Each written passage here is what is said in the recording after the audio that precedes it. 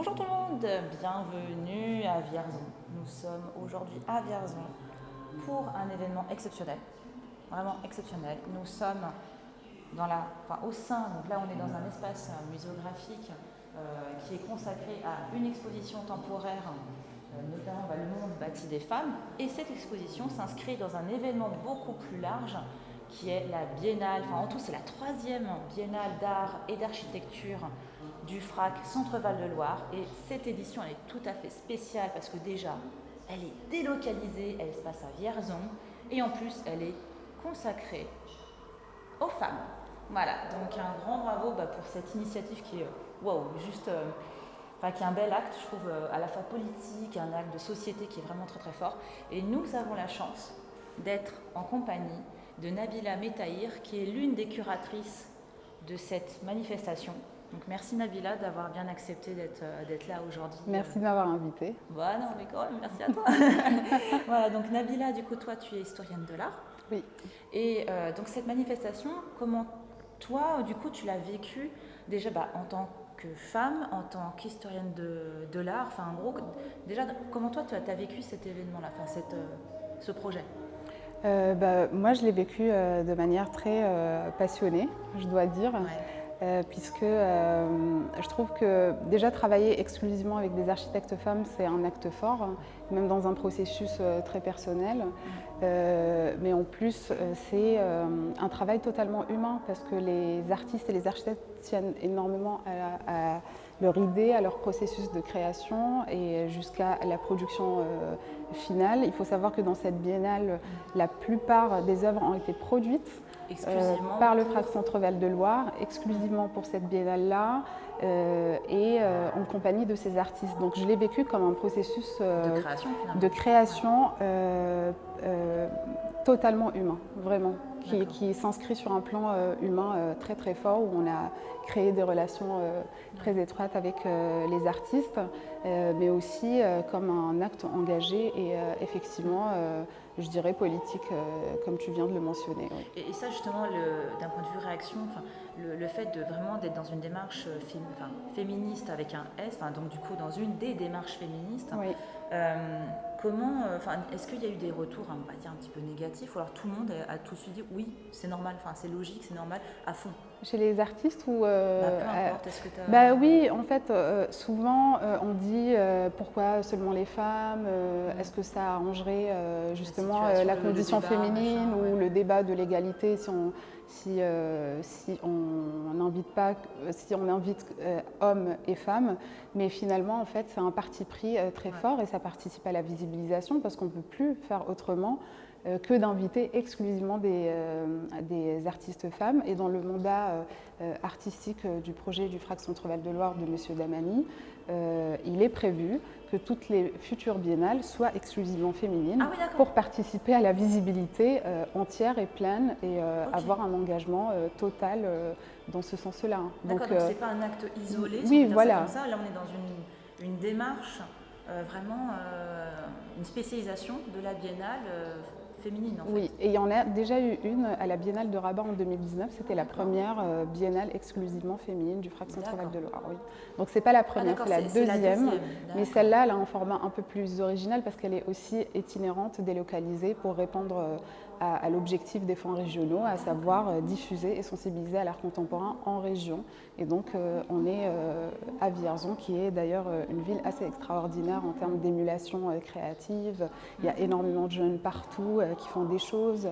Il y a énormément de sujets sur le cinéma, de jeunes créateurs, réalisateurs. Donc il se passe beaucoup de choses à Vierzon. Il faut chercher et on tombe sur de véritables merveilles. Et les artistes, le projet, ça leur a parlé tout de suite. Oui. Tout de suite, ça a été, oui, alors il y a une autre originalité aussi de cette biennale-là, c'est qu'on a fait un workshop au mois de novembre où on a invité toutes les artistes à se rencontrer.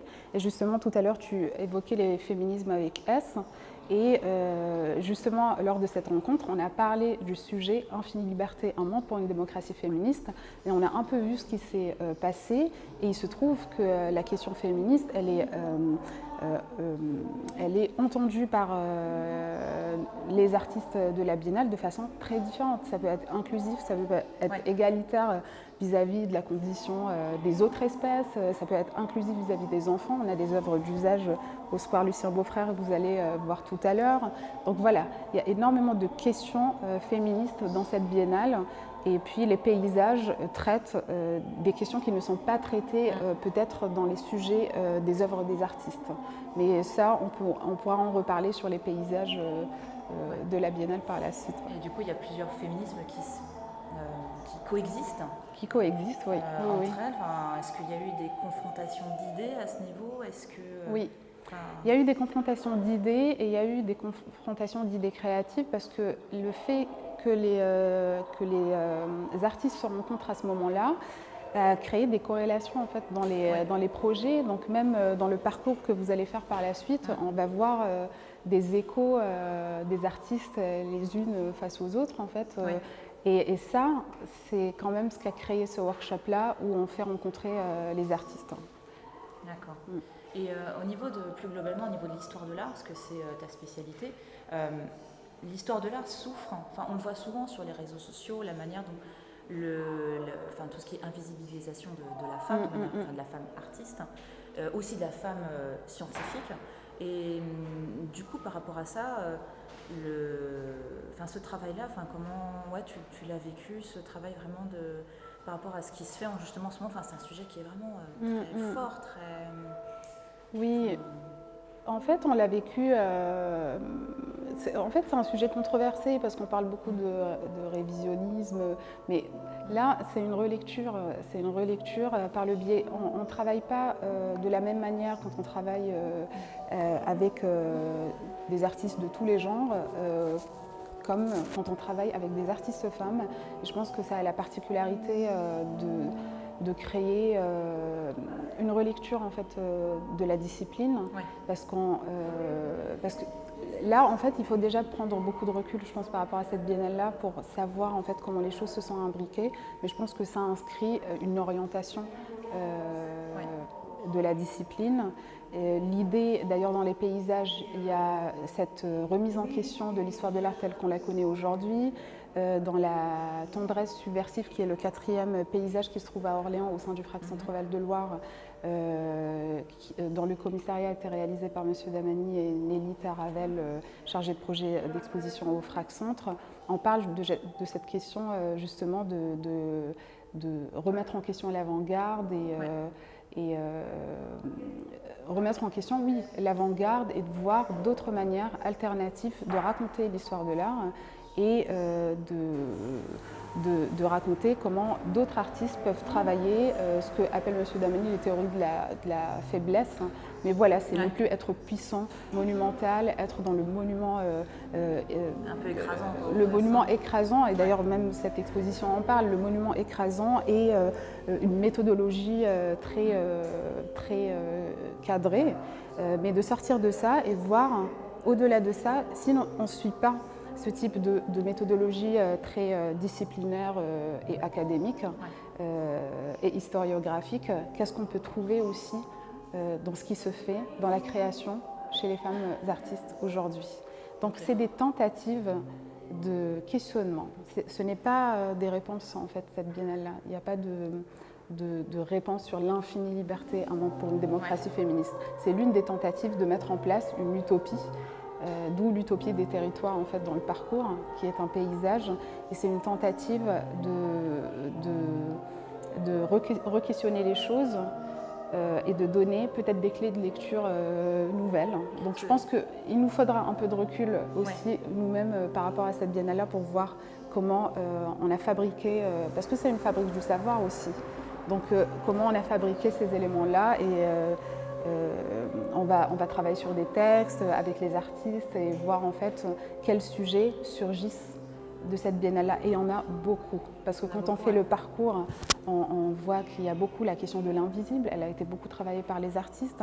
Il y a la question de l'usage, de comment l'œuvre d'art ne devrait plus être simplement regardée mais pratiquée. Il y a énormément d'artistes qui ont travaillé sur ça. C'est comment être écologique au maximum quand on fait un projet d'architecture ou un projet d'art, comment créer de la réappropriation dans l'espace public, quelle stratégie mettre en place pour créer un espace égalitaire dans l'espace public. Donc l'idée que ce soit dans le parcours, c'est aussi symbolique pour mettre les femmes en avant dans l'espace public, puisqu'on connaît tous et toutes les inégalités de genre et les stratégies d'évitement qui se déroulent dans l'espace public. Et rien que ça justement, parce qu'effectivement il y a pas mal de travaux qui ont été faits autour de ça. Maintenant, comment l'espace met de côté ou fait peur un peu aux femmes, entre le besoin de lumière, les espaces un petit peu exigus, exigus qui sont les bâtiments à 90 degrés, les bancs qui ne pensent pas aux femmes qui allaitent. Enfin, il y a énormément de sujets. Et ces sujets, ils ont été traités par des... Pas tout à fait de cette manière-là. Il y a un sujet théorique et conceptuel que vous allez voir en fait sur tout l'ensemble de la rue des Ponts, qui a été réalisé par l'agence d'architecture Bientôt, qui est une agence vierzonnaise et nantaise. Donc il y a aussi dans cette biennale la question de proximité, la question de la production de la proximité, mais ça on pourra y revenir, de comment valoriser un territoire même sur le processus économique de faire biennale. Mais le projet, pour revenir au projet de l'agence Bientôt, c'est un projet qui repense une rue qui est symptomatique des rues des petites et moyennes villes en France, avec des commerces fermés, avec une voie qui était piétonne autrefois qui devient une voie mécanique. Et toutes ces questions ont été abordées par une œuvre qui s'appelle Autorisation de bâtir, mais c'est des fausses autorisations de bâtir qui repensent sur plusieurs parcelles et sur 17 panneaux sur la rue des Ponts, des questions beaucoup plus inclusives de l'espace urbain et public. Donc par exemple, on va avoir la cour d'école qui est repensée autrement. L'école, c'est tout un sujet... hyper pragmatique de base. Hyper pragmatique, mais on n'en est plus à la liberté en fait, de jouer, etc. Donc elles ont repensé la cour d'école, elles ont repensé l'espace public qui va accueillir, je ne sais pas, des toilettes publiques, par exemple. Pourquoi on n'en a pas sur les rues? Comment on peut créer des jardins partagés? Comment on peut réutiliser des façades pour créer du réemploi? Donc c'est de l'expérimentation aussi de la matière. Ils ont mis aussi le CHAB, qui est le bureau des surfaces habitables, c'est l'association de l'agence Bientôt qui accueille des bénévoles. Ils ont mis en place un numéro vert où on peut appeler pour questionner le projet et ils vont aussi performer le projet en se plaçant sur la rue des Ponts et répondre. Donc voilà, ils jouent aussi sur cette ambiguïté de... Il devient co-acteur. Co-acteur, oui. Et il y a beaucoup d'œuvres d'ailleurs participatives dans la biennale, vous allez voir sur le parcours. Alors ne montez pas sur la balançoire quand même, qui est au square Lucien Beaufrère, parce qu'elle est faite pour les enfants. Donc voilà, elle exclut tout le monde sauf les enfants pour justement répondre à cette question d'invisibilité. Aussi des enfants, en fait, comme l'invisibilité des femmes, les enfants, souvent, en fait, ils ne sont pas considérés dans l'espace public. Le jeu, depuis les années 70, se standardise dans les aires de jeu publiques. Donc c'était une autre idée, une autre manière, en fait, de recréer du jeu libre et non structuré, en fait, totalement. D'accord. Et là, cette exposition, du coup, qui fait partie de la biennale. Oui, c'est un paysage aussi. Voilà, l'idée, c'est effectivement de penser ce paysage et comment on pense l'architecture, en fait. Oui, alors cette exposition, elle aborde peut-être plusieurs questionnements qui n'ont pas de réponse toujours, mais qui questionnent en tout cas. Elle aborde la question de l'invisibilité des architectes femmes.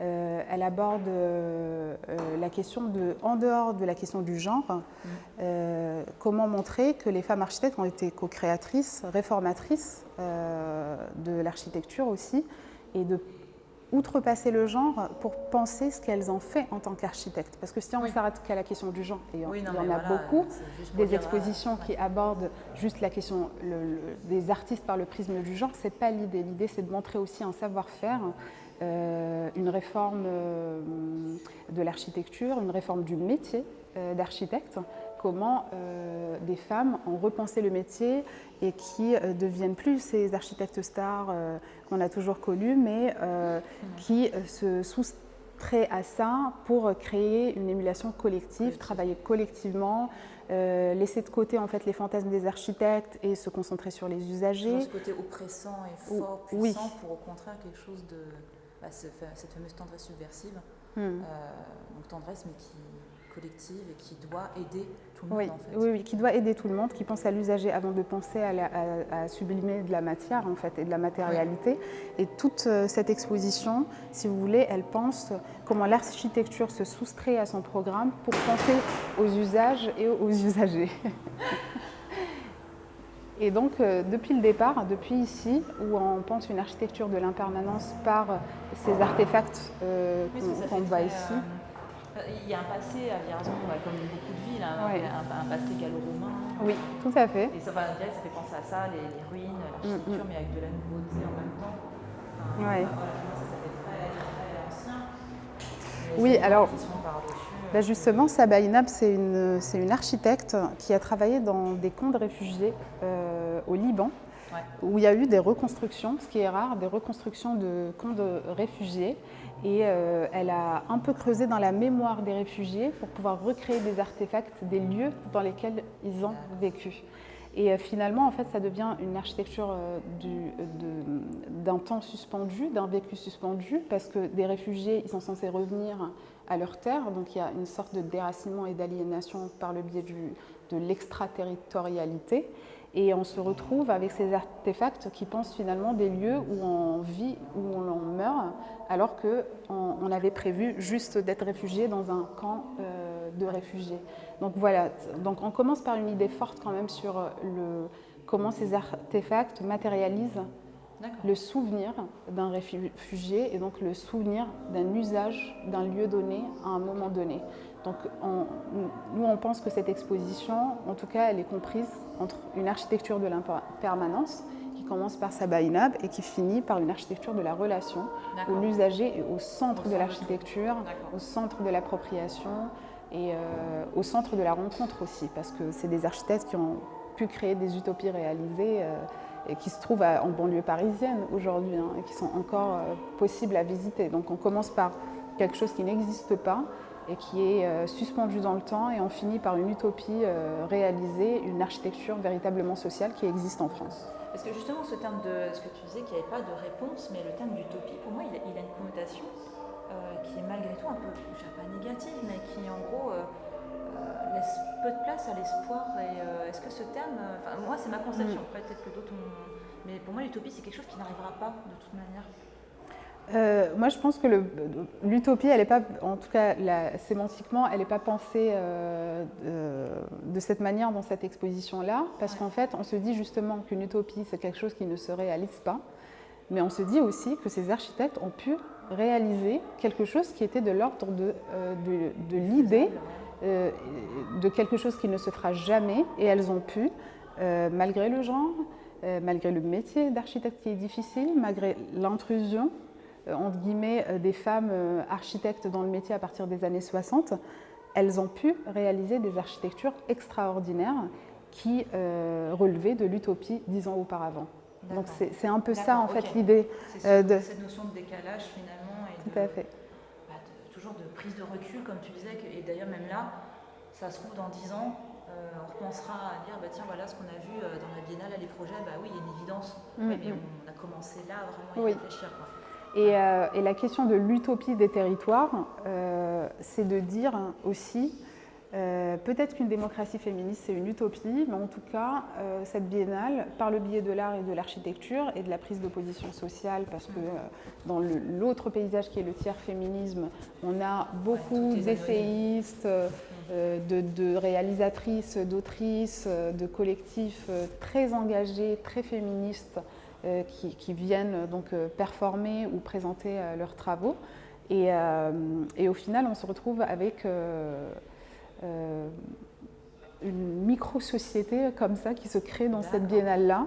Et c'est pour ça que je parlais de recul tout à l'heure, parce que je pense que c'est une sorte de fabrique des savoirs qui mériterait qu'on prenne un peu de recul et de voir en fait comment on reconstitue ce qui s'est déroulé dans cette biennale-là, peut-être qu'en faisant des bilans, des retrouvailles avec l'ensemble des artistes, repenser le processus de création, se dire est-ce qu'il ne fallait pas aborder le sujet de l'écoféminisme d'une autre manière, enfin voilà. Et puis tout de même, comme les gens peuvent participer, il y aura forcément un retour d'expérience. Exactement, et il y a aussi le public, il y a toute la question du public et comment il reçoit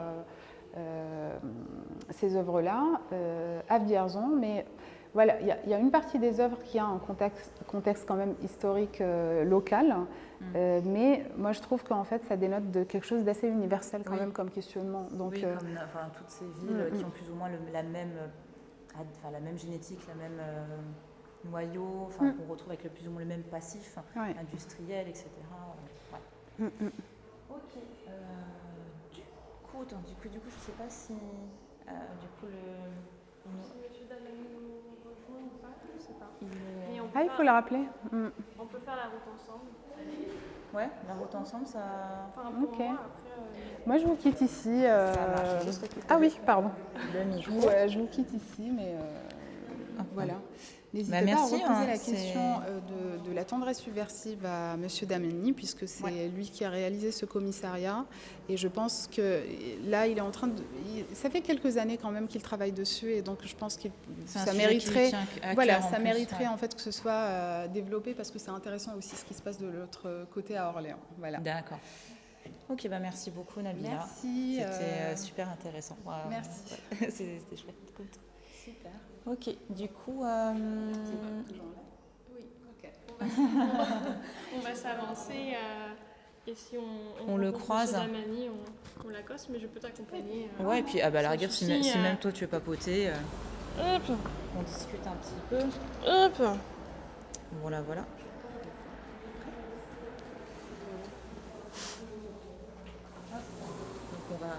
on va avancer. On va se diriger tranquillement. Rien que les panneaux, c'est vrai que j'avais vu le panneau là à côté de la façade bleue. Oui. Ce premier panneau de... En fait, toute cette rue est habitée par ces panneaux qui ont été réalisés par l'agence Bientôt, donc une agence d'architecture et d'urbanisme vierzonnaise.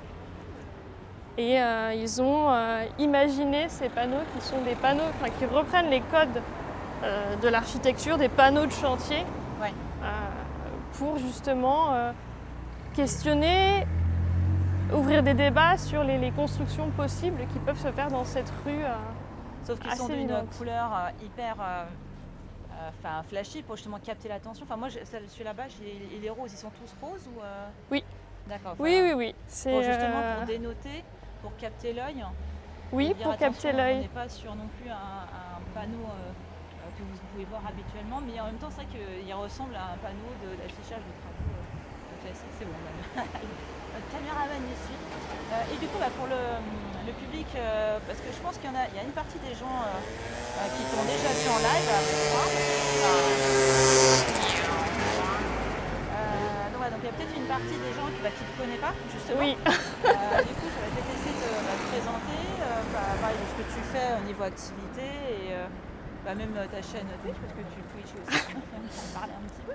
Donc je suis Amélie Benchalal, chargée de communication au FRAC depuis maintenant un peu plus d'1 an. Déjà ? Et oui, ça passe vite. Et voilà, bien sûr, j'ai aussi à côté ma chaîne Twitch qui parle de communication culturelle.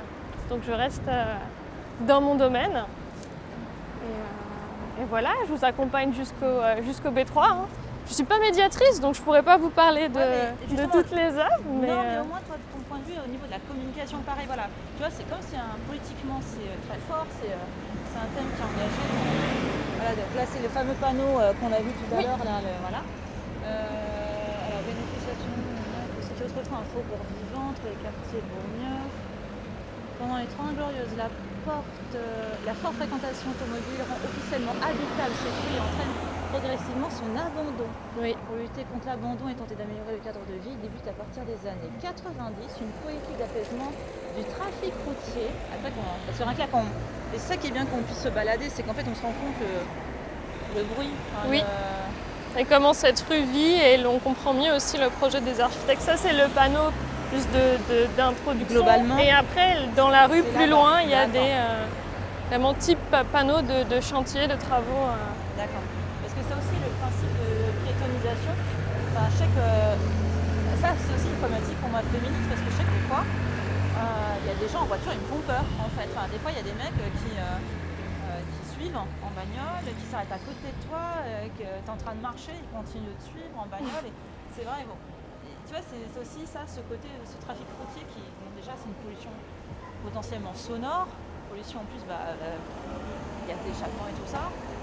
Et en plus, cette peur, peur d'être écrasé, t'as un gosse qui court, t'as trop peur qu'il se fasse parce que ça arrive vite malheureusement les accidents.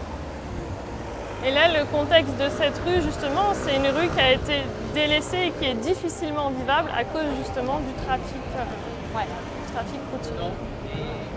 Et qui en plus empêche les gens de se rencontrer, j'imagine. Oui. Tu vois, quand tu as une rue qui est piétonne et je sais pas, imagine tu as un marché, tu as des choses comme ça. On a le souvenir un peu des petites villes avant où tu faisais énormément de choses à pied. Je sais pas, moi ça m'avait pensé à ça, comme j'ai grandi dans une petite ville pas hyper grande et le développement de certaines routes, le changement de certaines routes qui étaient avant que piétonnes, qui sont passées routières, ça, dans ta manière de vivre la ville, rien que moi quand j'étais petite, j'allais à l'école, ça a changé les choses. Donc ça rejoint ce qu'on disait avec Nabila sur l'école, ce public scolaire et tout ça. Donc, voilà, donc du coup, pour revenir sur la communication, du coup, est-ce que tu as été confronté là au niveau de la communication à des mais en gros vous faites chez les femmes, le machin, on vous voit assez, voilà. Bien sûr, au tout début du projet, on a été accusé de wokiste. Ah, ce terme épineux et c'est assez wokiste, pardon les gens. Désolée. Mais non, à part ça, des petites remarques ou des petits commentaires des fois, mais pas plus de défiance que ça, en tout cas à mon niveau. D'accord, parce que tu gères c'est toi qui gères le compte Twitter du coup du FRAC? Oui. T'as pas eu de retour négatif Non, bizarrement c'est plus sur Instagram. C'est pas Twitter. Twitter a changé. Twitter a changé les amis. Sur Instagram? Ouais. Les gens c'était sur Instagram. Soit message privé, soit... Ah ouais? J'aurais pas parié sur Insta. Vas-y, t'as bien c'est dans Twitter. Et oui, Twitter chaud, je suis en train de changer, c'est bon. Et de la même manière, plutôt au contraire, est-ce qu'il y a eu de vifs encouragements, notamment je sais pas, des communautés féministes, LGBTQ+, ou alors ces communautés se sont senties complètement... Elles ne sont pas du tout intéressées au Non, parce que dans le projet du FRAC, on mêle aussi tous ces sujets-là. Et ça fait plusieurs années que M. Damani y travaille, que ce soit même les événementiels aussi au FRAC. Donc on a une communauté diversifiée autour de ces sujets-là et ça s'en ressent aussi sur nos réseaux. D'accord. Ok, oui, dans tous les cas, c'est pas quelque chose qui apparaît comme ah mon Dieu, par opportunisme. Non, en tous les cas, c'est déjà une réflexion. Une longue réflexion, bien sûr. Comme disait Nabila avant. Oui. Nous arrivons bientôt au chef-d'œuvre au cœur de la Biennale. On a un nouveau panneau rose. Ouais. Pour les explications. C'est la signalétique. C'est notre signalétique. Et même ça fait bravo avec les. Et au niveau du public, vous avez déjà eu des premiers retours, notamment lors de l'inauguration, est-ce que c'était hier? Oui. Est-ce que déjà les gens, le public local, en gros Vierzon s'est senti, je sais pas comment dire ça, impliqué. Impliqué. Je t'avouerai que peut-être pas trop eu le temps. J'ai pas eu le temps et j'ai pas pu vraiment ressentir ça parce que j'étais à fond sur plein d'autres choses lors de l'inauguration. Ouais. Mais pareil, on n'a pas eu de mauvaises choses en tout cas qui sont remontées et du peu que j'en ai vu, tout le monde était content, était satisfait. Donc ça se lance bien. Donc c'était l'inauguration hier et là l'ouverture au public. Donc on va attendre aussi d'avoir plus de retours. Et la manifestation, elle dure combien de temps à peu près pour le public s'il a envie de venir à Vierzon Elle est jusqu'à fin décembre, donc il y a le temps. Ah ouais, il y a vous êtes large. Mais venez quand même. Ouais, venir. Et après, là, sur les prochains week-ends, on va avoir aussi des événements, des animations, des rencontres, des débats, des projections, justement pour faire vivre aussi la Biennale à Vierzon. En général, tout ce qui concerne l'art contemporain, tu as toujours une partie, il y a les productions artistiques, on va dire ça comme ça, et à côté, la partie, pas événementielle, mais toute cette partie démonstration, les événements, les dialogues, les colloques, après tu verras avec n'importe quelle autre type d'exposition aussi. Mais en général, on essaie de faire vivre l'exposition, et c'est vrai que là j'ai l'impression qu'il y a un programme assez riche. Oui. Parce que rien que pour choisir une date, je m'en souviens, on se dit oh mon Dieu, mais il y a plein de trucs trop bien. Il y a plein de choses trop bien auxquelles on veut assister, entre la carte blanche à Rocaillette Diallo, la carte blanche à Ovidie, c'est... Mais carrément, ça aurait été... j'en parlais pendant le stream hier, mais Ovidie, c'est une femme que j'admire beaucoup sur ce qu'elle a apporté d'un point de vue esthétique et politique dans le monde pornographique, mais qui était nécessaire. Et là-dessus, elle a fait un travail incroyable.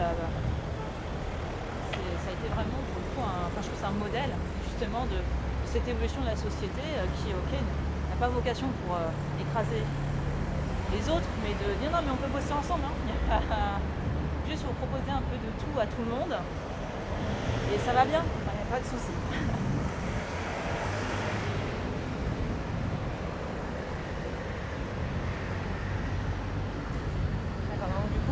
Globalement, communication, ça se passe bien pour l'instant. Très bien. C'est bien ça. Et si des petites choses sont prévues avec, je sais pas, des concours, des petits hashtags, des choses comme ça, il y a le hashtag Biennale Frac Centre, bien sûr, où on peut partager toutes ces photos, toutes ces vidéos. Ouais. Et après aussi, ce qui va sortir prochainement, c'est toutes les interviews d'artistes. Oui, ce que tu faisais tout à l'heure, du coup. Ce que je faisais tout à l'heure. D'accord.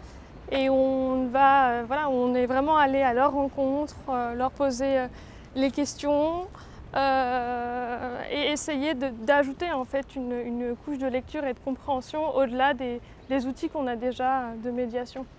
D'accord. Que ce soit le livret, les cartels. Oui, j'ai vu quelques cartels et je trouvais ça bien. Le livret, je vais montrer ça après au chat. Franchement, c'est super parce que hier, on a fait une expo virtuelle dans une petite galerie new-yorkaise avec de l'art contemporain, mais en fait il y en avait juste le cartel sans explication. Et il y a ce côté un peu frustrant, donc c'est pour ça que je me dis tiens. Tu veux dire cartel, titre Ouais, titre, matière. Est-ce qu'il y a des questions dans le chat qu'on en profite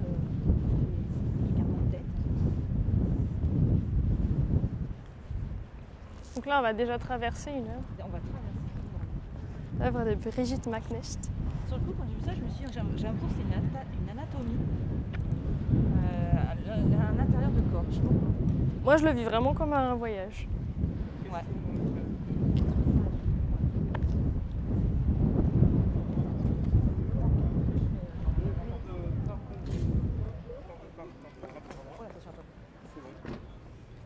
D'accord. Alors du coup, il y a plusieurs lieux. Oui, c'est pourquoi on est venu là. donc, ce qui est chouette avec les biennales d'art et d'architecture, c'est que globalement, c'est une question d'espace, de territoire. Un peu derrière la base, il y a une œuvre. Et donc, il y a plusieurs lieux dans la ville qui sont donc investis de la biennale. Et là, il y a ce lieu qui est juste wow. Je me rappelle quand je l'ai vu à la conférence de presse, t'arrives devant, tu fais voir. C'est une usine de quoi, en fait, ici? Bonne question. Et du coup, donc on va voir, il y a des œuvres à l'intérieur, on a aussi des œuvres à l'extérieur. Donc là, on a les... je sais pas si là, c'est Louisa Babary. Je sais pas si elle est du coup, elle a peut-être dû partir. Parce que du coup, les artistes... Elle était là tout à l'heure, mais oui, elle a dû rentrer. qu'elle a dû partir. Donc les artistes, donc en gros, ça fait 2-3 jours qu'elles sont là. Et c'est vrai que d'un point de vue, ça devait être quelque chose comme j'étais en discuter avec certaines d'entre elles tout à l'heure. Et enfin, une sorte de. Il y avait 2-3 personnes qui disaient ouais, en gros, j'ai l'impression d'être au milieu d'un lac et de. À quel point quand tu montes une expo, et là encore plus quand c'est une expo d'art contemporain, nous on parlait des aléas du direct tout à l'heure, tu as aussi les aléas de la scénographie, avec les choses qui peuvent ne pas fonctionner. Là notamment quand tu peux voir à l'intérieur. Alors il y a juste l'interview qui est en cours, donc on va faire doucement. Du coup c'est Maria Malo, qui est assez juste dans son... Ouais. Je pense pas qu'ils aient encore fini. D'accord, mais après peut-être que pour le vent, peut-être juste se mettre là, parce que j'ai l'impression qu'il y a pas mal de vent. Pas parler trop fort.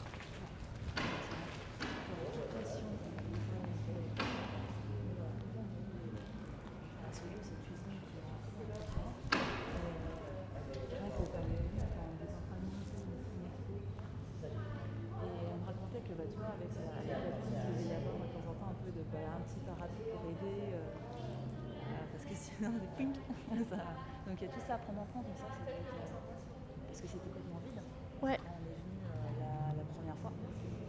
Et là il y a un côté, puisqu'il y a cette lumière, il y a tous ces raies de lumière, je trouve ça. C'est beau. On s'attend pas forcément à avoir une aussi belle lumière là-dedans.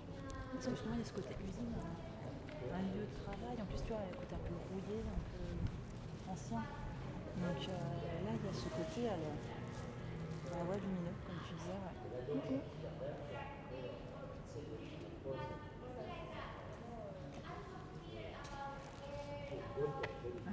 Bah oui. Après, si vous voulez monter en attendant, il y a l'œuvre de Laure Tixier ou de Clémentine Chalençon. Ou si vous voulez rester là. Parce que du coup, tu penses qu'elles en ont pour combien de temps Moi, je pense qu'elles ont. Non, je pense qu'elles ont bientôt fini. D'accord.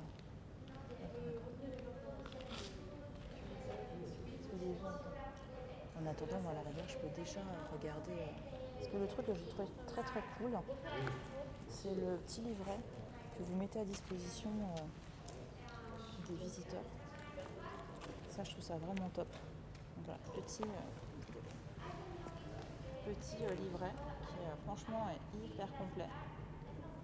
Comme je vous disais, quand on regardait hier l'exposition virtuelle, là on a la parole de l'artiste, on a le nom des œuvres à chaque fois, puis même au niveau pagination, il est super agréable.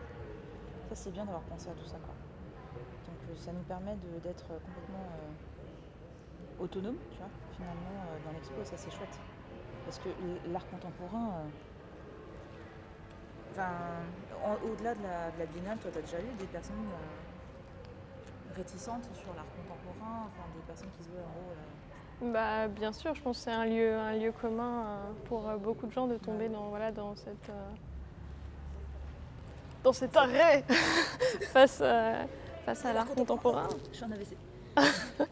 Et toi, du coup, au niveau communication, quand tu es confrontée à ça, Comment je rebondis ? Je pense qu'il faut toujours être dans la pédagogie.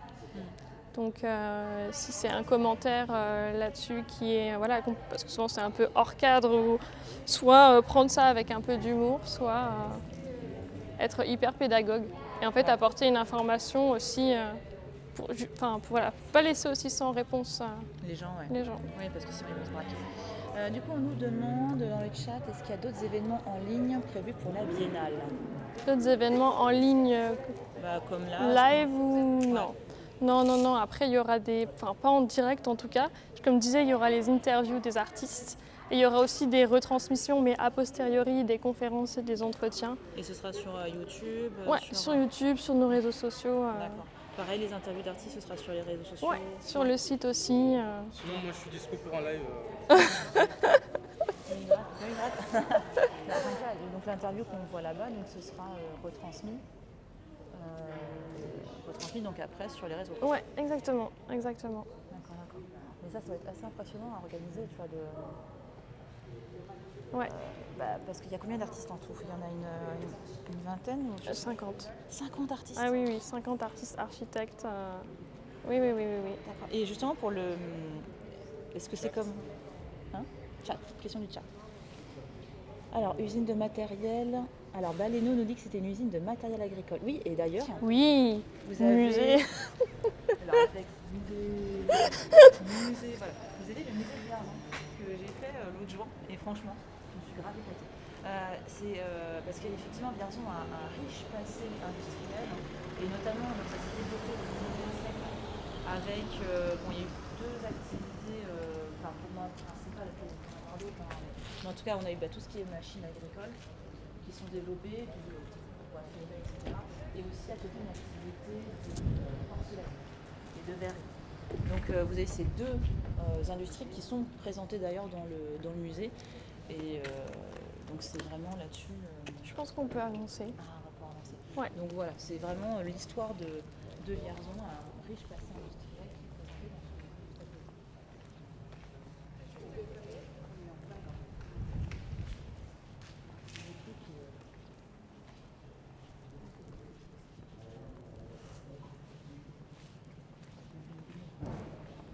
C'est bien là, c'est qu'on peut exploiter les œuvres. Ça c'est bon ça parce que... C'est l'architecture. Donc bon, ils ont laissé... Urbanisme.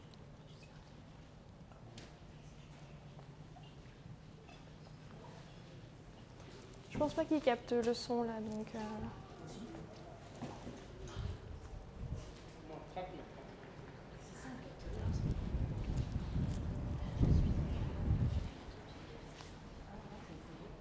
Non, je pense qu'on peut parler. Hein.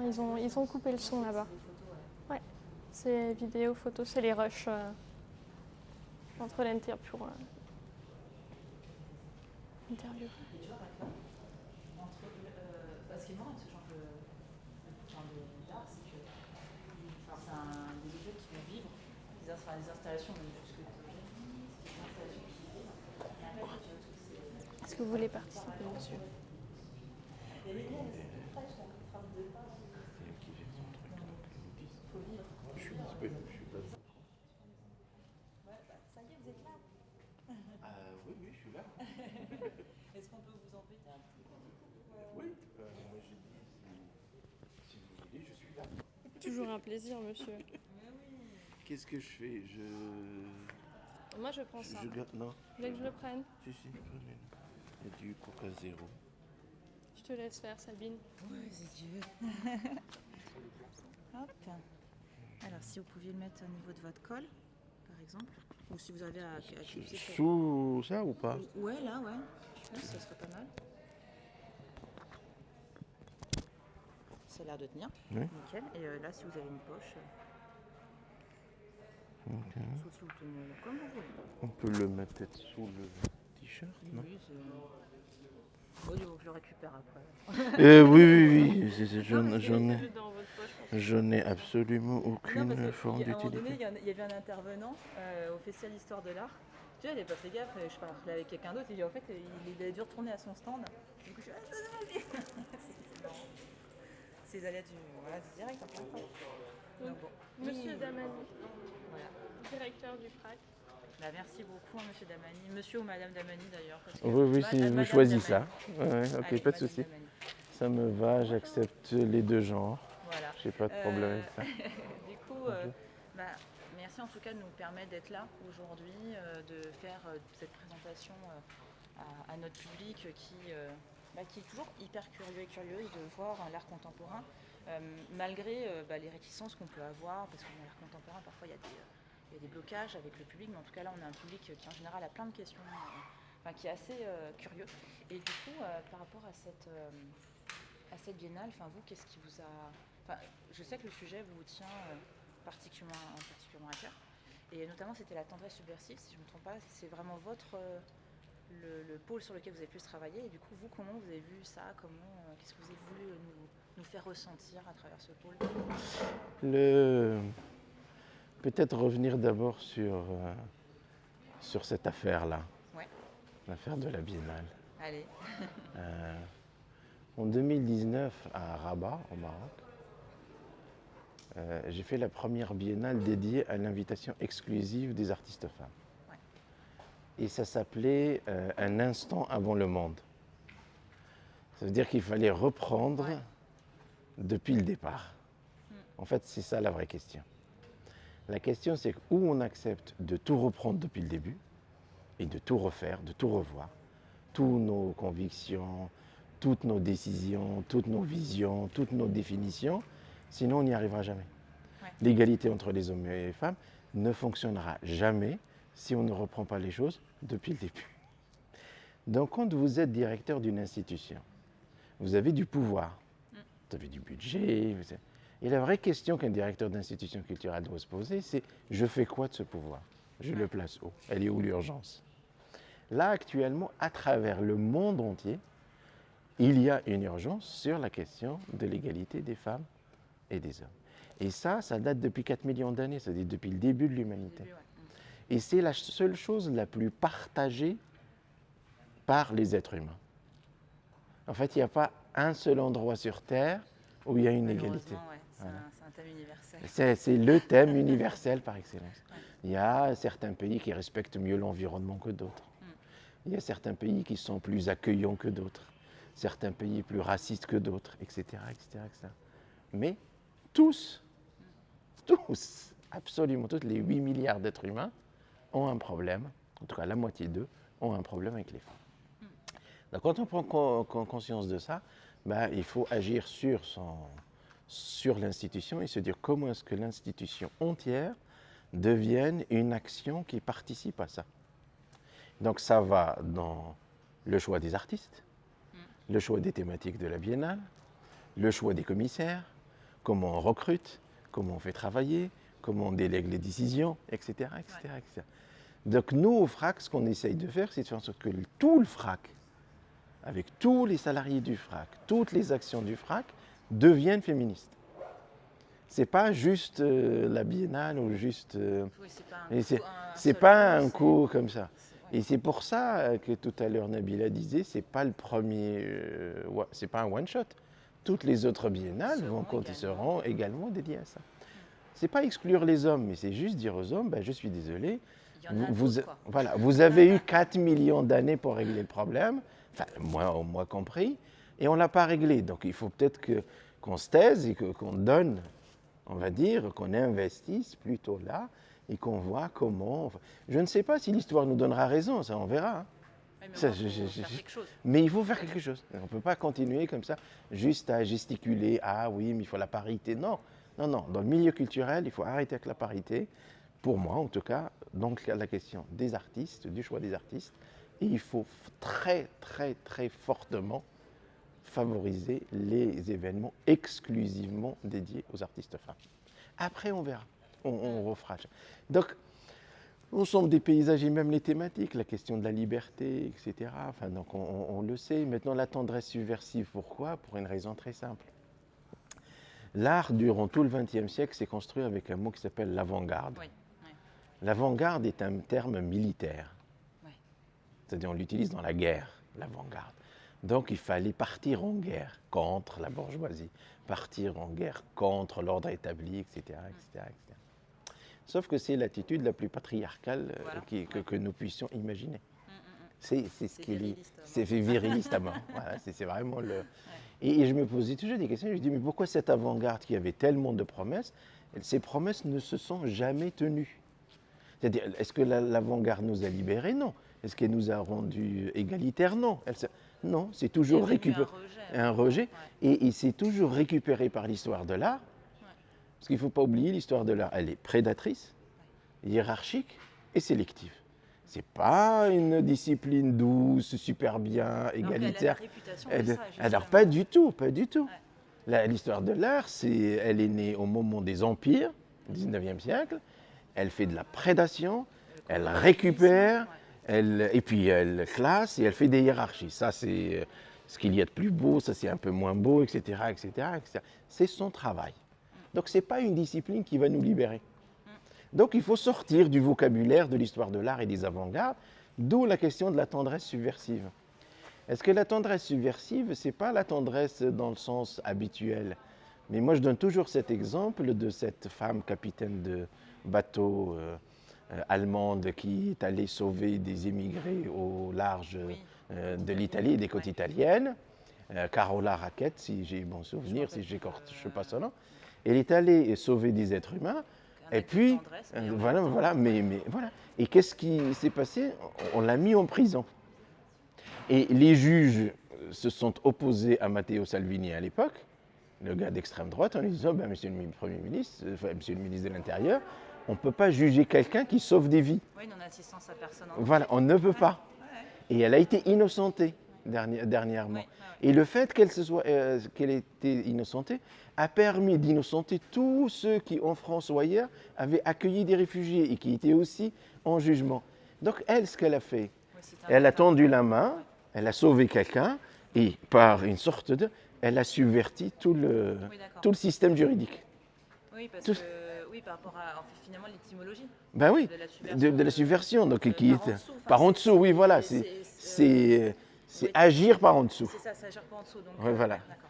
C'est agir donc voilà, verter, agir en dessous. Les restes de latin. Donc c'est agir par en dessous.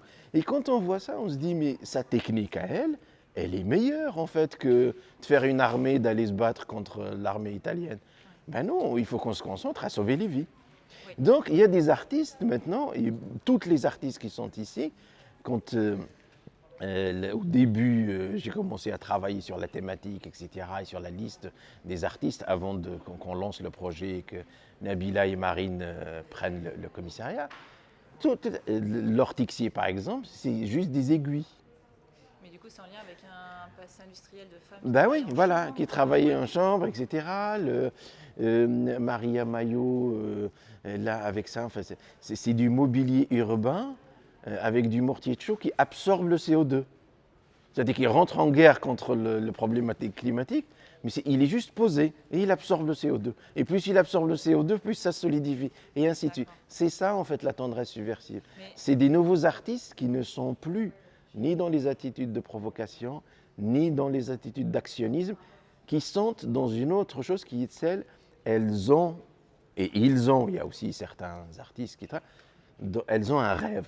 Et elles peuvent changer le monde, faire quelque chose dans ce monde. Parce que même tout ce qui est les problématiques finalement écologiques, etc., comme vous l'avez dit, sauver des vies, ça passera par ça. Ben, bien sûr. Bien sûr. Si on prend en compte les problématiques écologiques, la finalité, c'est pas l'écologie, non. La problématique, c'est comment, justement, par le biais de l'écologie, essayer de sauver des gens. Et même, tu parles d'écologie, ben, moi je te dirais, l'écologie, c'est d'abord un enjeu très fort. Est-ce que tu es prête d'être l'égal d'un animal, de l'égal d'un arbre? Parce que c'est ça, en fait, la question. Si on donnait les mêmes droits aux animaux que nous, il y a des droits de l'homme, des droits aux animaux et aux hommes, des droits aux animaux, aux hommes et aux plantes, etc. Et là, à ce moment, on résoudrait le problème. Ouais. Avant de couper une forêt, on dit, non, elle a des droits. Elle a des droits, ouais. Elle a des droits. On ne peut pas... Ce serait un meurtre, un acte criminel. Pire. Génocide, oui. Ouais. Détruire l'Amazonie, ça pourrait être un génocide contre la nature. Donc, et nous, on ne veut pas, en fait, nos sociétés, elles ne veulent pas régler le problème réellement. Donc on se dit, ouais, on se gargarise, ouais, on va faire de l'habitat durable. Non. Donnons aux autres les mêmes droits que nous. Oui, c'est ça. Insufflons-le, parce que les gens sont de plus en plus acteurs bien sûr. De tout ça. Donc finalement, ça passera potentiellement par ça. Parce que, sincèrement, qui pourrait être contre la charte des droits des hommes, et il faut rajouter les femmes, qui est contre ça? Que nous naissons libres, égaux, etc. Il y a encore du boulot, certainement. Mais si nous sommes tous d'accord avec ça, voilà, il faut... Et beaucoup d'artistes maintenant essayent de travailler sur ça, essayent de comprendre ça. Dans l'exposition La tendresse subversive, il y a une artiste, par exemple, qui photographie des femmes dans des prisons. Mais elle ne les photographie pas de manière misérabiliste. Elle les photographie pour montrer comment elles luttent pour s'en sortir, pour sortir d'une autre prison qui est celle de leur histoire, parce qu'elles étaient dans des gangs criminels, etc. Comment on sort de la vraie prison. C'est celle celle de la photo de... Oui, celle-là, oui, Arriva Logosen. Parce que c'est vrai que sur le coup, quand j'ai vu la photo, je me disais, elle est magnifique, elle est super belle. Et après, je me dis, ouais, mais c'est marrant, ça fait prison. Ouais, c'est une prison, mais elle est photographiée. Voilà. Ça fait pas misérabiliste. Pas du tout. Elles sont. Et là, elle n'est pas complète. Il y a oui, oui. une partie. Et elle nous montre ça. Et en plus de ça, cette artiste, quand elle vend ses photos, elle finance une association pour aider ces femmes en prison. En plus, Donc vous voyez l'engagement, la manière avec laquelle cet artiste travaille. Et par exemple, Clarisse Anne, elle a fait toute une série de photos qu'elle appelait les princes de la ville, et qui sont tous ces jeunes à Barbès, généralement issus du Maghreb, qui sont là, voilà, bon, debout, dehors, parce qu'ils sont au chômage. Elle a fait un travail avec eux. Elle a construit une amitié avec eux. Elle les a invités chez elle, à manger chez elle, à faire la crise du Covid chez elle pour ceux qui n'avaient pas où aller dormir, etc., pour qu'enfin, il lui offre la possibilité de les photographier. Ah oui. Donc vous voyez le temps qu'elle prend. Ouais. Et là, vous avez des photos extraordinaires où ces gens-là acceptent d'être photographiés en dormant. Ouais, donc Alors que c'est une confiance, de comment on établit la confiance entre le sujet et l'artiste qui est en train de le photographier. C'est pas j'arrive, je photographie et puis je vais ou je mets une mise en scène. Non, non, non. C'est on négocie, on crée une relation humaine, etc. Et moi, je suis très touché par ces artistes-là. Et des architectes aussi. Anna Heringer, la marraine, elle travaille aussi sur ça. Donc, en fait, c'est ça le but de cette biennale. Et c'est ça aussi le but de tout le projet artistique du FRAC. Enfin, à terme, il faudrait que l'on fasse ça, parce que faisons un rêve ensemble. Allez, on fait un rêve. Imaginons un rêve. Il y a 23 FRAC. Il y a autant, si ce n'est plus, de centres d'art. Rajoutons tous les musées de France. Et on va se dire que tous ces gens, toutes ces institutions, décident au moins pendant 3 ans à placer le féminisme, l'égalité, la diversité, etc. au sein de leur programme. Je pense qu'avec une énergie comme ça, on pourrait régler pas mal de problèmes. La question identitaire. Ça sera très dur au début, Bah oui. Mais imagine juste un instant un rêve comme ça. Et puis tout le monde s'y met. Tout le monde participe et avec les moyens que nous avons, parce que nous avons des moyens, nous avons des espaces, nous avons des moyens de production, des œuvres d'art, des équipes, etc. Et puis on se met tous à aller dans cet endroit-là. Je pense que les questions d'intégration, d'immigration, d'identité, d'égalité, on fera avancer le pays, mais très très vite. Parce que là, à l'heure actuelle, on a des associations, soit des associations d'étudiants, des associations d'anciens diplômés. Enfin, on a pas mal de choses qui sont autour de ça. Bien sûr. L'étude de l'art féminin, dans l'histoire ou aujourd'hui. Et à chaque fois, moi, je vois des associations. Et c'est vrai, là, ça me fait plaisir d'avoir justement... et de savoir qu'en plus, c'est pas la première ni la dernière, de voir qu'on va aller dans quelque chose de vraiment... il faut construire. Il faut être naïf aussi. Hein. Il faut avoir des rêves du type l'art va sauver le monde. Moi, je continue à le dire à 53 ans. Mais il faut y croire parce que sinon on arrête. Sinon on arrête et ça, ce n'est pas intéressant. Donc le but maintenant, c'est comment on change ça et comment on change surtout le vocabulaire. Parce que la langue, elle a une grande capacité. Et là, par exemple, d'inclusif, etc., les YEL, alors que c'est pas non plus des, c'est pas grand-chose. Enfin, un point, un E, pour respecter, YEL pour respecter aussi. Enfin, où est le problème? Enfin, je vois vraiment pas ce que ça fait à la littérature. C'est l'évolution c'est la peur du changement, l'évolution d'une langue, alors qu'on a toujours pensé parler de la même manière.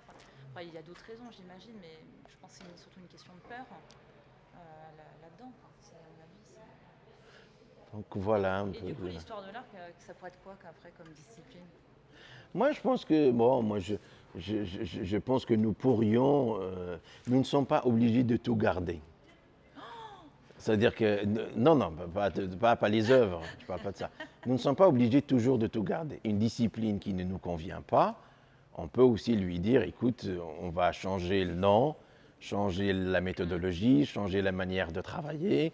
Ça s'appelle plus l'histoire de l'art, mais ça s'appelle, je ne sais pas, les récits de l'art. Enfin, moi, je ne suis pas un grand spécialiste, même si je suis historien de l'art aussi. Mais il y a des gens qui sont beaucoup plus spécialistes que moi dans ça. Mais il faut qu'on agisse là-dedans. Et puis surtout, il faut qu'on agisse sur les catégories. Pourquoi? Alors, voilà une question simple et que tout le monde pose. Pourquoi un masque Dogon fait dans les années 1920 est-il un objet archaïque, premier, je ne sais pas quoi, et dit primitif, et une œuvre faite en 1920 ici en France, elle devient le symbole de la modernité, le symbole de l'abstraction, c'est de l'avant-garde. Ben non, moi je ne suis pas d'accord. Ben là, il faut vraiment m'apporter beaucoup d'arguments. Hein. Mais c'est vrai, enfin... parce que je ne vois vraiment pas. Ouais. Parce que il y a quelques sujets qui deviennent à peine intéressants. Enfin, moi, je sais que quand j'ai fait mes recherches, je travaille sur tout ce qui est patrimoine, notamment céramique, faïence, porcelaine, enfin surtout faïence, donc le travail des anonymes. Et je sais que quand je parlais de mon sujet, je me disais, mais pourquoi tu travailles sur ça? Parce que j'ai pas envie de travailler sur un tableau, j'ai envie de travailler sur des gens qui ont bossé, c'est l'industrie qui m'a intéressée. Ah oui. C'est vrai que rien que ça, de casser un peu ça. Ah oui, de casser ça, et puis surtout, pour te raconter une anecdote, mais bon, il y a eu une exposition en 1963 aux États-Unis qui s'appelait Architecture Without Architect. Ouais. Donc une architecture sans architecte. Voilà. C'est sur l'architecture vernaculaire, etc. Cette exposition est venue en France. Et en France, ils ont changé le titre. Ah, ils ont dit quoi? Il dit architecture d'architecte inconnu. Parce qu'en France, on ne voulait pas admettre que l'architecte est absent. Que c'est une architecture qui n'a pas besoin d'architecte. C'est comme pour un film,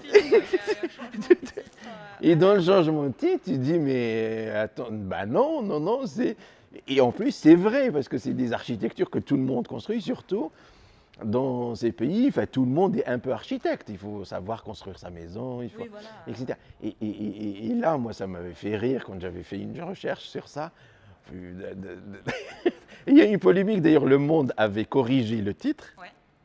Et je sais que l'institution qui avait fait l'exposition avait demandé un devoir de réponse en disant mais non, mais nous on veut protéger le métier d'architecte parce qu'on ne veut pas que les gens construisent sans les architectes, etc. Ah oui, carrément, la polémique. La polémique qui vient de rien. Ouais.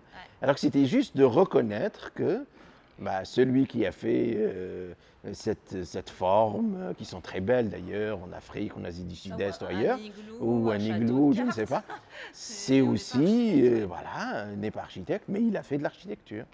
Et on peut reconnaître. Les notions de force et de protection avec de l'empirisme, avec de l'expérience. Oui, et puis il y a plein d'anecdotes comme ça, il y a plein d'histoires.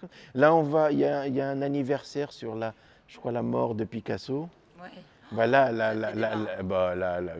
J'espère qu'on va enfin nous dire que ce mec, il nous a montré pendant toutes ses carrières des femmes terrorisées. Là, ça, c'est un sujet, on va voir comment l'histoire de l'art va le gérer. Tiens, mais gardons le rêve que peut-être un jour, on se réveille le matin, je ne sais pas ce qui arrive dans la tête de tous les directeurs, directrices de musées, puis d'un coup, voilà, tout le monde a fait le même rêve la nuit, et puis pof. D'être encouragé par les pouvoirs politiques aussi. Oui, mais on commence à avoir quand même, il commence à y avoir une conscience quand même. Moi, je ne veux pas condamner complètement le politique. Il y a une prise de conscience, mais toujours en retard, toujours après. Question d'agenda aussi. D'agenda, voilà, on a envie de leur dire, une loi claire sur l'égalité des salaires, c'est comme, ça ne doit pas être très compliqué à fabriquer quand même. mais voilà, donc un peu ce qui traverse cette... On va aller expérimenter, je pense, le reste. En tout cas, merci. Merci à toi aussi, et à très bientôt. Ouais, je vais juste récupérer le micro. Il y avait des questions peut-être dans le chat? On en profite. Ouais. Ah oui, ça fonctionne comme ça aussi. Oui. Comme ça, le public peut participer. D'accord. Et ça, c'est très très bien parce qu'en plus, ils peuvent poser des questions en direct. Alexandre, est-ce qu'on m'entend si je parle? Au pire, je répète, moi, la question. D'accord. Une grande partie des œuvres est... Alors, oui, encore de Valédo. Donc, une grande partie des œuvres est en réserve, de toute façon. Il s'agirait de choisir autrement ce que les lieux d'exposition donnent à voir. Mhm. Alors du coup, est-ce que c'est une question d'œuvres en réserve? Est-ce que là, toutes les œuvres là ont été créées Là, c'est des œuvres qui ont été créées pour l'événement. pour l'événement? Mais je suis d'accord avec cette remarque. C'est vrai que le nombre d'œuvres dans les réserves est plus important que le nombre d'œuvres exposées. Mais Je sais même pas si combien il y en a. on explore toutes les réserves, le pourcentage d'artistes femmes reste toujours très faible. Parce que Donc, dans tous les cas, dans toute l'histoire de l'art, là, les femmes ont toujours eu énormément de difficultés à faire carrière parce qu'elles ont souvent été éclipsées par les hommes. Pour autant, elles ont eu des carrières artistiques. On a des portraits très connus. Par exemple, les portraits de Marie-Antoinette que vous connaissez, c'est Elisabeth Vigée-Lebrun, qui était une très grande portraitiste en son temps. Mais il y a eu une invisibilisation en leur temps et aussi après, a posteriori, parce qu'au début, l'histoire de l'art, c'était une discipline occupée par les hommes. Voilà. Il y a de plus en plus de femmes, mais bon, voilà. Il y a encore du travail à ce niveau.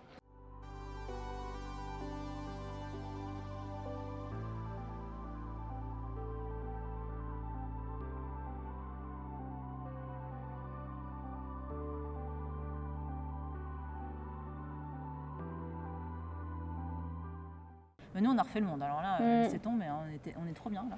C'est vrai que c'est un lieu qui inspire la confiance et l'intimité, je trouve, ce truc-là. Enfin, c'est vraiment un truc que tu peux expérimenter à fond, qui a une odeur particulière, je trouve en plus. Et toi, du coup, Ségolène, alors Ouais. tu as proposé des balades sonores, mais tu as aussi des choses Mhm. à montrer. Enfin, comment toi, tu as perçu le projet en lui-même? Qu'est-ce que tu as eu envie de faire? Bah, du coup, l'idée c'était de rencontrer des gens Ouais. et de faire un portrait de ces gens, enfin un portrait de la ville, un portrait de Vierzon. Ouais. Et donc, comme je te disais, je suis allée à la rencontre d'habitants et habitantes pendant plusieurs jours. J'ai rencontré D'accord. une trentaine de personnes. Et tu les as sollicités comment? C'est dans la rue? Oui. Ah ouais? Et Ouais, ils la étaient plupart dans la réceptifs, rue. Bah, en fait, j'avais quelques rendez-vous fixés plutôt avec la directrice du musée de Vierzon, par exemple, Ouais. des choses comme ça. Et puis sur les réseaux sociaux aussi, j'avais envoyé du coup un message, un appel pour dire si vous connaissez des Vierzonais et Vierzonaises, faites-moi Ouais. signe. Donc on m'a mis en contact avec une personne qui m'a mis en contact avec d'autres Oui, voilà, personnes. le principe un peu du bouche à oreille. Ah, Quoi. vraiment. Je Ouais. suis allée me balader pour faire enregistrer des sons aussi de nature, de ville, enfin tout ça. Et sur le chemin, les gens me demandaient ce que je faisais et du coup, je commençais à discuter avec eux et je leur disais n'arrêtez pas ce que vous faites, je vous suis. Donc on est allé jusqu'au cimetière avec T'as stalké des les personnes. gens, quoi. Ouais. Et après, voilà, j'ai rencontré Mathieu de C2S qui s'occupe d'un jardin partagé. Et je lui dis bon, j'ai rendez-vous, là, je peux pas rester. Il dit bah viens jeudi au presbytère, tu verras, derrière l'église, il y a un jardin partagé et tu vas rencontrer des gens. Donc j'y suis allée, j'ai rencontré des dizaines de personnes, j'ai fini par déjeuner sur place. Voilà, donc c'était vraiment le choix de ne pas avoir calculé Oui, mes voilà, rendez-vous. vraiment quelque chose de complètement. Qu'est-ce que ça t'apporte en fait, ce que la vie t'apporte en fait, enfin, le hasard. Voilà, Ouais. si on peut dire ça comme Bah, ça. pour pouvoir rencontrer des gens très différents aussi. Oui, voilà, pour pas être dans un circuit fermé du Ouais. fait de ton propre réseau, Oui, de c'est tes ça. biais de lecture et tout ça. Ouais, essayer de déjouer ça parce que sinon la pièce allait être à ressembler à moi plus qu'à Ouais. Vierzon en fait. C'est ça. Et quand tu parles de pièce, c'est que tu vois la chose comme une pièce de théâtre? Non, pièce comme une œuvre. On parle aussi de D'accord. pièce dans le milieu des arts plastiques. Ouais. On ne dit pas trop œuvre, tu vois, Ouais. mais Et on dit plus pourquoi? pièce. Parce qu'il y a l'impression que c'est pas Oh, je sais pas, peut-être que le rapport à l'œuvre c'est hiérarchique, assez peut-être. grandiloquent. Ouais. Et du coup, pièce, Et c'est modestie. comme une pièce de rouage, une pièce théâtrale. D'accord. Ouais, c'est une forme de modestie quand même, j'ai l'impression. aussi. Oui, ouais. Et bon, certainement aussi générationnel en fonction de, tu vois, peut-être Ça que... et la notion aussi de prise de recul. Ouais, Quand on dit ça, c'est une œuvre d'art, on a l'impression qu'on a déjà le recul suffisant pour dire c'est une œuvre d'art, alors que tu es dans l'immédiateté de ta production finalement. Ouais. Et du coup, ta petite valisette, là, c'est trop rigolo. Enfin, ça m'a fait penser à... pour classer les... Enfin, je te voyais tout à l'heure te balader avec, et j'avais trop envie de savoir ce qu'il y avait dedans. Et du coup, qu'est-ce qu'il y a de... C'est une vraie exclusivité, là, parce que je ne dévoile pas, durant toute ma balade, je la garde fermée. Ouais. Et quasiment à la fin, à l'avant-dernière piste sonore, dans un endroit... proche du canal, j'ouvre la boîte et en fait ça a retracé toute la balade. Ce sont des témoignages vivants de Vierzon. Donc ça a un lien avec chaque piste sonore. Il y a 7 pistes sonores et chaque objet a un lien. Donc il y a de l'eau de Vierzon. Ouais. Notamment... Elle est bien transparente. Ouais. Elle vient de Vierzon et c'est ce que je te racontais. Voilà. Et on a du coup pris le pH aussi tout ensemble aussi. Et c'est très drôle parce que ça a surtout fait les couleurs de Vierzon. Donc ça c'est assez improbable là. Et il y avait des très belles choses comme ça en lien. Donc le ginkgo biloba, c'est la plante. C'est un arbre. Un arbre, ouais. Et ben là, c'est une feuille, pardon. Et en fait, cet arbre a été planté dans les années 2000, le jour des droits de la femme. Ah ouais. Donc du coup, ces informations-là, tu les as eues en discutant avec les gens ou... Les gens et aussi Hugues Flamand, qui est quelqu'un qui fait partie de l'office de tourisme. D'accord. Qui m'a donné des anecdotes sur Vierzon. D'accord. Ça, c'est du tilleul que j'ai ramassé le long du canal de Berry. Et en fait, il y a une des pistes qui s'appelle Les Demoiselles où je parle du canal. J'ai la position j'interprète un bateau qui raconte sa vie sur le canal. Et je parle des demoiselles qui est une légende en fait, comme quoi des demoiselles vont de plan d'eau en plan d'eau. Et elles se nourrissent, elles vivent grâce à la buée qu'il y a. Et elles peuvent être très bénéfiques pour des familles, comme maléfiques si tu les embêtes. Oui, d'accord. Elles peuvent te subtiliser des choses et elles les laissent dans l'eau. Tu passes devant elles et si tu leur parles, un peu comme les sirènes, elles viennent, elles te prennent un objet. Et voilà, comme elles peuvent aussi t'aider à trouver des choses. Et donc je raconte cette histoire-là. Là, c'est des graines d'une plante et c'est très drôle parce qu'en fait, je ne savais pas, en discutant avec Elvira notamment, cette plante a servi à faire... C'est pour ça le fameux... c'est un nom là, le Americana là, oui. C'est ça? Oui, la plante là. C'est la plante qui a permis en fait à colorer... Ouais, c'est ça. Les sortes de pétales. Ouais. Je vais vous redonner le nom de suite. Et du coup, ça, moi, c'est une plante que j'ai ramassée sur mon trajet, pas très loin de l'église. Ouais, la Phytolacca americana. Exactement. Et voilà, en fait, il y a ça, il y a de la pomme séchée. Ah oui, j'allais dire, c'est de la pomme séchée. Parce qu'en fait, en face du B3, donc là où on est, juste en face, il y a un pommier. Il y a un pommier chez quelqu'un et une pomme est tombée un jour quand je passais. Du coup, je l'ai ramassée et je trouvais que du coup, ça parle de la première piste aussi qui se passe ici, qui commence ici, qui s'appelle l'altérité. Et jusqu'à un leurre de poisson. Donc c'est le seul objet qui n'est pas vivant. Faire sécher un poisson, le mettre dedans. Parce qu'il y a beaucoup de pêche dans le coin. Oui, ouais. En fait, c'est très, très développé parce qu'il y a beaucoup de cours d'eau. Et en fait, c'est pareil. Je parle aussi dans la dernière piste de la pêche et de la passion des Vierzonais et Vierzonaises pour la pêche. Il y a même une chanson de 1924 qui parle de ça et qui dit que les Vierzonais et Vierzonaises pêchent. C'est vraiment leur activité. Et quand les gens, tu leur montres à la fin, il se passe quoi en fait? C'est quoi leur réaction? C'était très beau parce que, en fait, déjà, ils m'ont vue avec cette mallette pendant 40 minutes, 30 minutes, voilà. Et en fait, comme on a fait là ce moment où je leur offre les petites languettes de pH, et ils me disent « Ah, c'est vraiment pas facile de se baisser » et tout ça. Et puis ils savent pas qu'en fait, moi je l'ai fait quelques mois avant pour récolter l'eau de Vierzon. Donc c'est très drôle. Et puis il y a des anecdotes, il y a plein de choses. Et en fait, ça les a beaucoup touchés. Ils étaient très émus. Cette notion d'émotion et de partir avec quelque chose, une partie de vivante en fait. Ça continue à vivre en fait à travers ces gens. Et pareil pour les petits mots, ils ont trouvé ça très beau. Et puis, en fait, ce qui est génial en offrant ça, c'est qu'à chaque fois que les gens vont voir ça, ils vont se refaire dans leur tête toute l'histoire, le parcours, le souvenir. Et puis donc j'ai ouvert la boîte et chacun et chacune ont pu choisir un sachet. Ah d'accord, ok, ils repartent avec le... Oui, c'est vraiment un cadeau. Puis, je trouve qu'il y a ce côté, le petit objet que tu aimes bien avoir dans la main, trifouiller un petit peu, que t'aimes... Et de nouveau ce rapport émotionnel, ce rapport à la mémoire.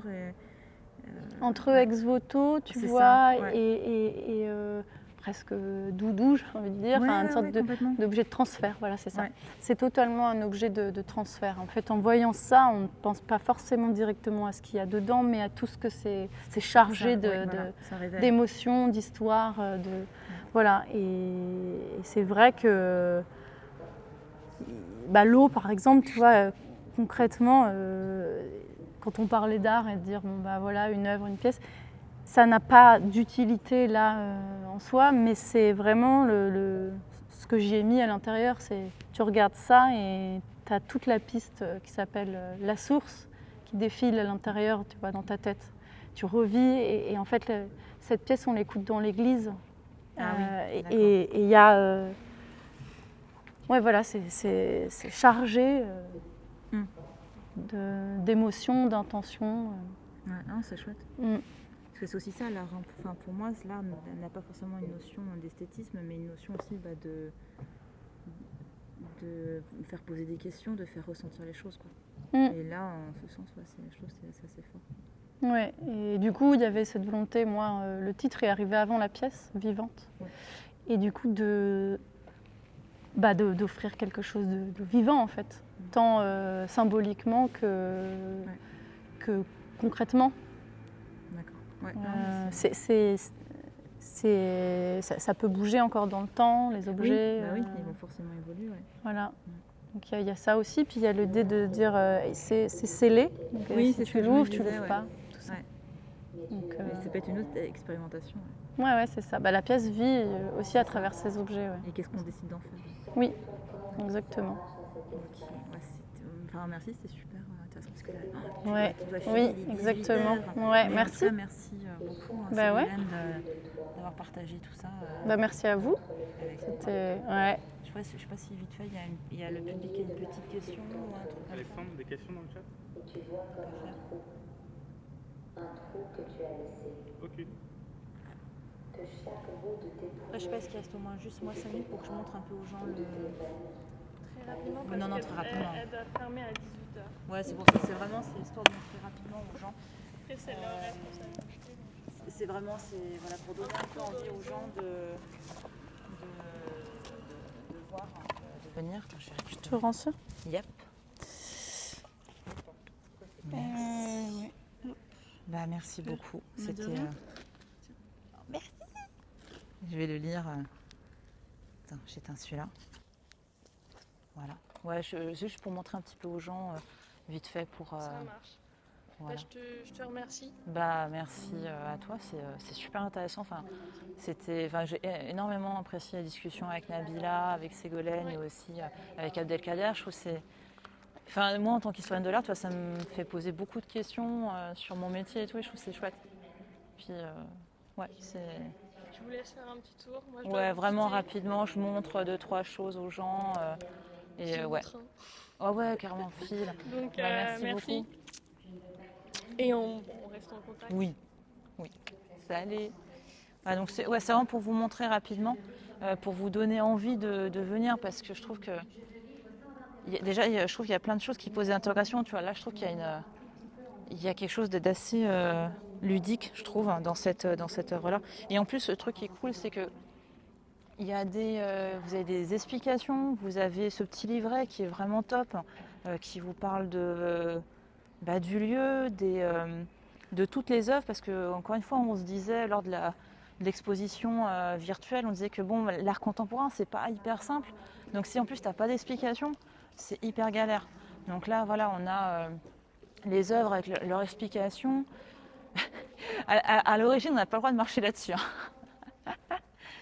Bouh, bouh. Donc voilà, donc c'était pour vous montrer ces quelques œuvres que je trouve assez intéressantes, et surtout celle-là. Celle-là, elle me passionne. Je sais pas, je trouve que tu vois, il y a une forme de. T'es entre la ruine et quelque chose de majestueux. Ouais, tu vois, je trouve qu'il y a ce côté. Et vidéoludique, tu vois, je sais pas pourquoi, ça me fait penser aussi à la symétrie des objets, Enfin, je sais pas. En tout cas, et c'est fait par l'École nationale, en gros, les Beaux-Arts de Bourges. Hein. Donc, il y a pas mal de participation avec les écoles. Il y a même, j'ai vu, tu as aussi ils ont sollicité les collèges pour notamment parler d'art contemporain. Et ça, c'est hyper chouette, je trouve, un petit peu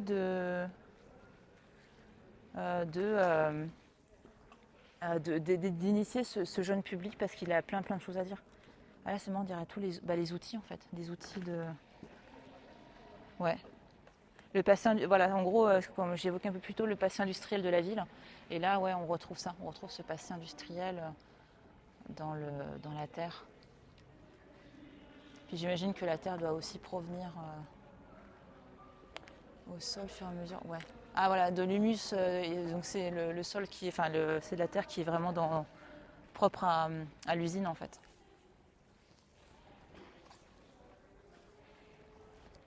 Puis ce lieu, il est impressionnant. Alors ça, quand je suis arrivée tout à l'heure, je voyais, franchement, ça m'a fait penser, tu sais, aux pierres dans le 5e élément. Je sais pas pourquoi, ça me fait penser à ça. Tu sais, les pierres avec les stries. Alors qu'en fait, tu vois, ça doit être des carottes plutôt de pierres qui te permettent de... Je sais pas pourquoi ça m'a fait penser au 5e élément. Mais... Alors attends, voilà, je regarde. Des chemins de grue au chemin de grès. Alors attends, je regarde. Un projet de rucher en grès où se condensent 2 philosophies de vie. L'attractivité urbaine au nom de laquelle de grands ensembles ont été construits en périphérie des villes, et d'autre part, celle du retour à la terre et à la nature dictée par des principes d'authenticité, d'écologie et d'autosuffisance. Ces ruches tentent ainsi de révéler l'histoire contradictoire de la modernité au moyen de la technique ancestrale qui est la céramique. Ah, c'est de la céramique! Énorme! Ah bah oui, c'est du grès, d'accord. Le grès, c'est une terre qui résiste à une très très très forte cuisson, enfin vraiment une cuisson hyper importante, et qui a un aspect un peu rougeâtre. Et là, ouais, du coup, ils ont dû mettre dessus du vernis blanc un peu opaque. Ouais. Oui. Alors le grès. Ouais, le grès a cette propriété aussi de garder les liquides au frais. Et le grès est hyper pratique pour ça. Tu as une très grosse industrie de production de grès parce que c'est un matériau vraiment génial pour ça. Et on est les derniers à sortir. Alors j'en profite pour... alors le petit mot là de Ségolène. Alors, qu'est-ce que... Alors, la citation. Il n'y a pas moi et le monde, moi et les autres. Il y a moi avec les miens, à même ce petit morceau de monde que j'aime, irréductiblement. Il est assez de beauté dans le fait d'être ici et nulle part ailleurs. Ce n'est pas le plus mince signe des temps qu'un forestier allemand fasse un tabac en révélant que les arbres se parlent, s'aiment, se soucient les uns des autres et savent se souvenir de ce qu'ils ont traversé. Comité invisible maintenant.